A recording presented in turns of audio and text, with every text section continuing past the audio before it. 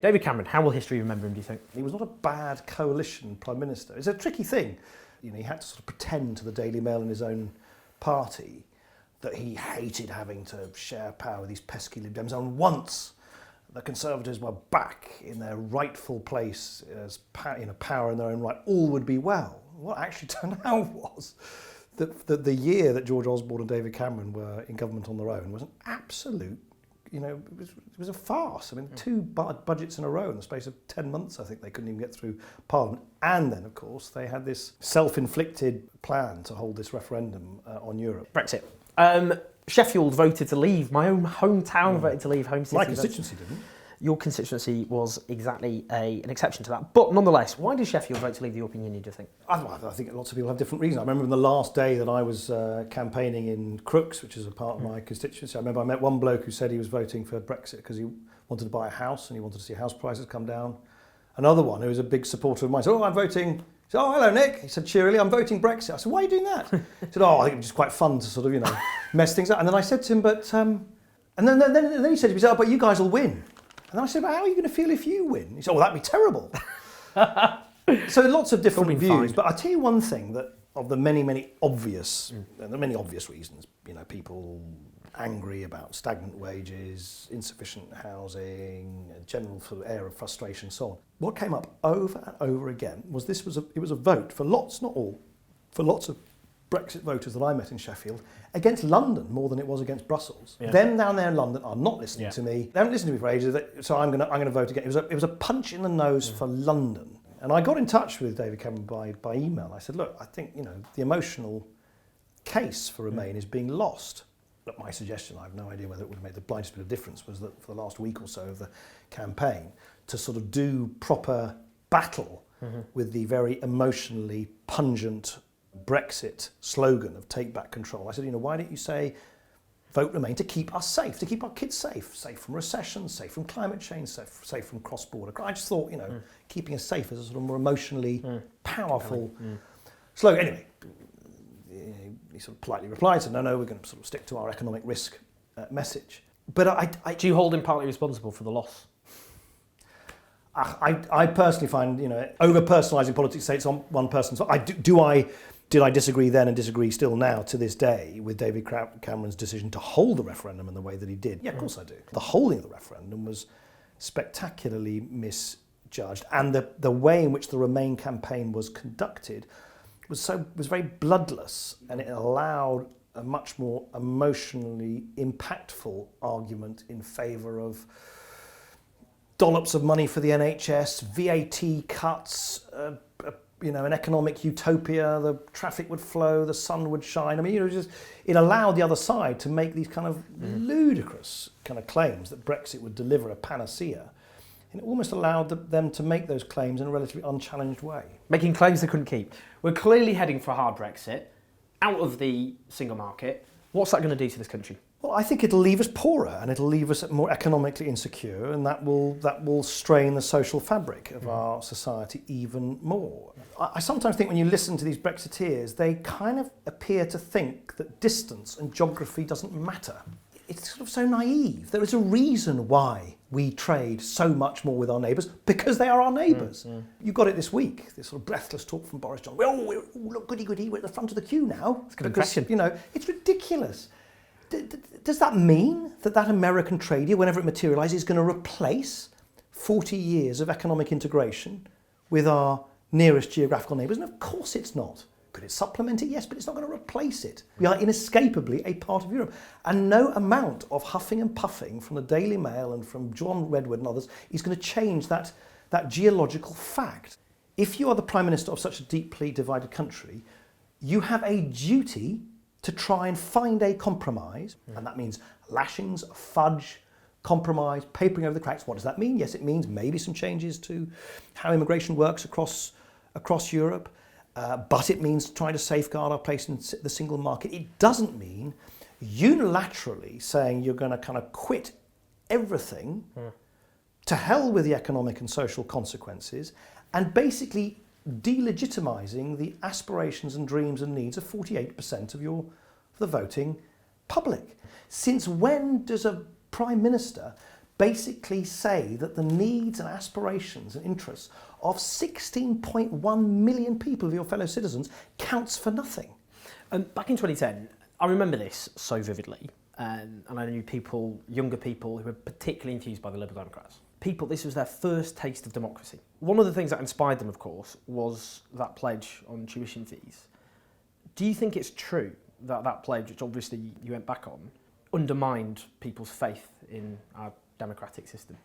And I'm afraid I won't be the first or the last politician who finds that the realities of power are quite different to the hopes of what you might do with power before you get into office. I think every time that happens, yes, of course it does. I mean, I overestimated what I felt was kind of obvious, which is that I hadn't won the election, I wasn't Prime Minister, therefore I had no right, I didn't have the mandate to apply the Liberal Democrat Manifesto in full. The failing, and of course it was a massive failing, I don't want to in any way duck it, was that we were making a commitment on the basis of a scenario, i.e. Nick Clegg as Prime Minister with pots of money to spare, which was not remotely on offer. Now, am I the first or the last politician to paint a kind of picture of an outcome which, with hindsight, appears to actually, appear either naive or highly unlikely? No, of course not. Of course not.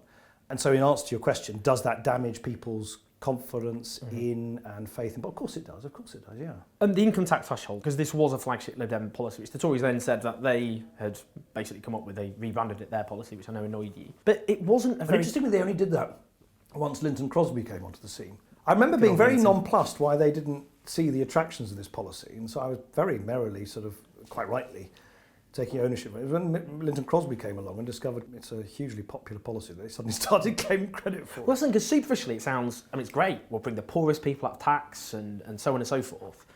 But it's not that effective, is it, when it comes to... It diminishes in effectiveness, yeah. 4.6 million people earn too little to pay income tax anyway, so it didn't help them. And according to the IFS, 69% of the gains went to working families in the top half.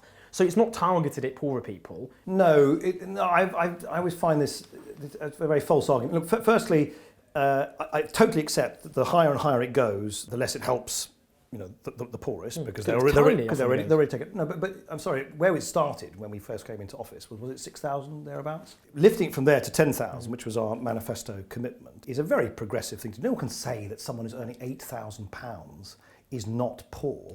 That's absurd. You're basically saying that someone who benefits from a tax cut who are at earnings of 11,000, 12,000 sort of don't deserve that tax cut. That's a nonsense. What I totally accept, however, is if you spend billions and billions of pounds increasing it further and further and further, of course it no longer benefits those who have been taken out of it altogether. Actually, if you want to do something progressive for those, it's better to switch attention to the national insurance threshold, which of course is still in place. Because of that was a huge sum of money. At the same time, there was this argument that we need to make savings at social security.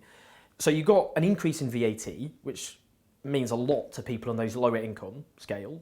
Also, a lot of those people had their benefits cut or frozen. So if you look at the graph, got a graph here, if you're at the bottom, and in terms of the policies implemented by the coalition in those 5 years, even taking into account the tax threshold going up, they still lost out. They got poorer overall. The government took with two hands what they gave with one hand with the tax threshold increase. The problem is I don't have my graph sheaf of papers here, but the last time I looked at the figures, they were that wasn't the case at all. As I explained to you, particularly in the first instances, when you move from 6 to 7 to 8 to 9 to 10, it's just ludicrous to somehow condemn taking people who earn 6,000, 7,000, 8,000, 9,000 out of paying an income tax as not a progressive thing to do. But they're then penalised with VAT and cuts the benefits. Actually, the evidence on who pays most VAT is a lot more ambivalent than you might imagine it to be. Would I do everything exactly as we did if I was in power on my own in 2002, 2015?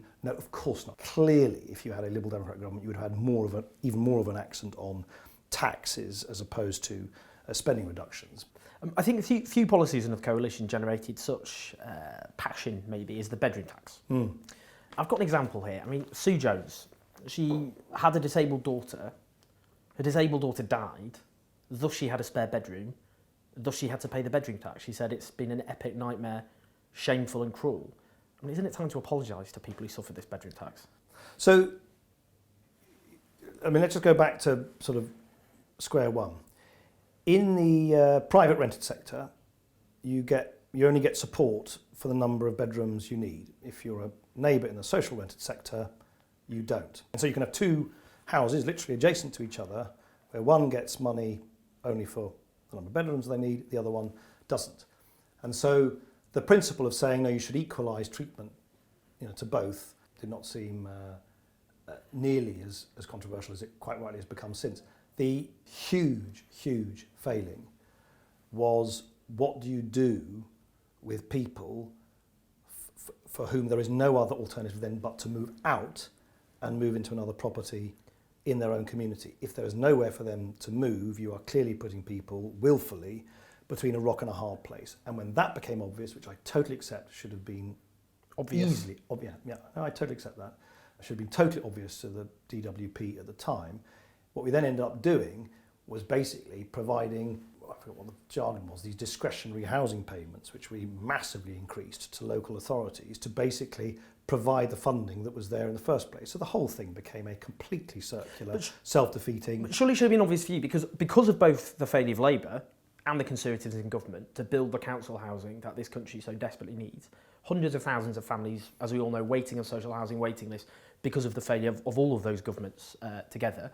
It was obvious there just was nowhere for people to go. By 2014, 6% of people hit by the bedroom tax had moved home. I mean, don't you think it's just time to apologise to them?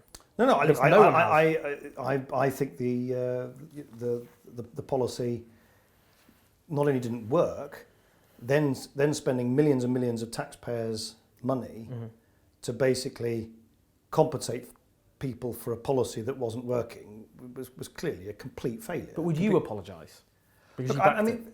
Look, I mean, we can, if you like, go through everything over the last half a decade that you think I should or shouldn't apologise. Well, it's just government policies. I'm explaining to you the original logic. I'm explaining to you where I think it went wrong. Okay. I can explain to you that I think it was a failure, and it's certainly something which, if I was in government, we would clearly scrap. It was wrong. But you regret backing it to begin with? Yes, of course I did. But you've got to understand that if you're in government, particularly if you're a Prime Minister or a Deputy Prime Minister, you're dealing with hundreds and hundreds of decisions a day. This is a decision that then is put forward by a particular department. I'm not. Of course, everything quite rightly falls on the shoulders of the people at the top. But as I say, the starting logic of saying that the state should treat people in social rented accommodation on the same footing as their neighbours in private rented accommodation, it was not a sort of willful desire to sort of, penalise vulnerable folk, but I totally accept your and there's just absolutely no ducking it, that it should have been pretty obvious, and certainly is obvious with the benefit of hindsight, that if those people have nowhere to move to, then the mess that ensued, which is then you spend tens of millions of pounds compensating people for a policy that shouldn't have been introduced in the first place. Because campaigners said at the beginning. So it's bizarre. Ministers, people with civil servants, experts, given I was writing half-baked, whinging articles about it, and I'm not government. It was just obvious because there was nowhere to go. Yeah. Okay, and that's. I mean, you went through, from the 2010 election to 2015, quite a shift. There was that famous Times headline, nearly as popular as Winston Churchill, Clegg mania and all the rest of it, ended with the near extinction of the Lib Dems as a major political force. That must have hurt, but crucially though, how do you want to be remembered? Oh God, I'm too young to start writing historical epitaph. No, come on, I've only just turned 50. I'm not some old what do you want to do donnery bloke who's what do you want to do next, I want this to be etched on my gravestone. If there's more to come,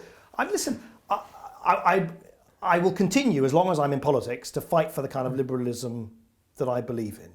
I mean, you stay in Parliament next election? Oh, I don't know yet. I mean, the next election I think is going to be May 2020, and obviously, I'll tell my constituents before I tell you if I may, Owen. But a lot of the things I believe in, stand for, have fought for, however imperfectly, are clearly, hugely under threat now. And so I will continue whatever way I can to kind of speak up for internationalism, for the kind of moderate, progressive liberalism that I believe in. But how and in what configuration, in what role, I don't know. That is for the history books. What did you think? Were you persuaded? Were you convinced? Do you like Nick Clegg a little bit more? Or, I don't know, Are you a bit frustrated he didn't apologise for some of the more egregious policies? I want to hear what you think, so as ever, do leave your comments below the line. And we've got loads of other interviews. You can click on them somewhere probably. Adam will sort it out. As ever, subscribe, please. I'll see you next time.